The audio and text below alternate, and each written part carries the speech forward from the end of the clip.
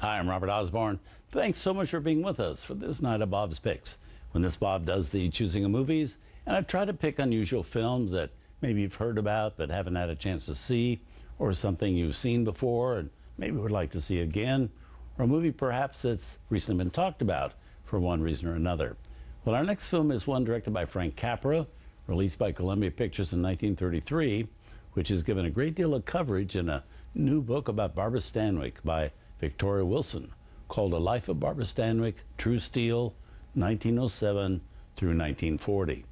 The movie is titled The Bitter Tea of General Yen, made in 1933, at which point Frank Capra had been making very bankable movies for the minor league Columbia studios for several years.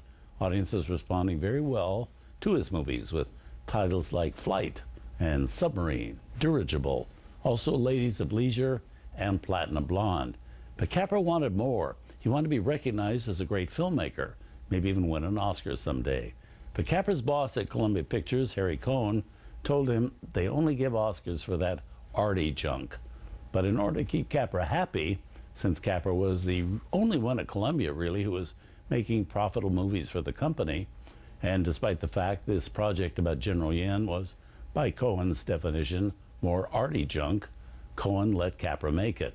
And as you'll see if you stick around, it is visually stunning with amazing images courtesy of cinematographer Joseph Walker. There's also very poetic dialogue by screenwriter Edward Paramore Jr. But the saving grace for Harry Cohen, it is also an extremely entertaining story. And without question, it's the most controversial movie that Frank Capra ever made.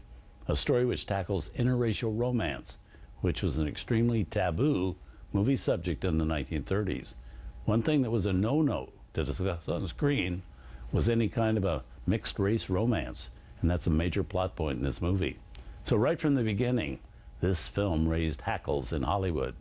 Here's starring Barbara Stanwyck and Neil Astor, a movie that also has the distinction of being the first motion picture ever shown at New York's Radio City Music Hall. From 1933, Frank Capra's The Bitter Tea of General Yen.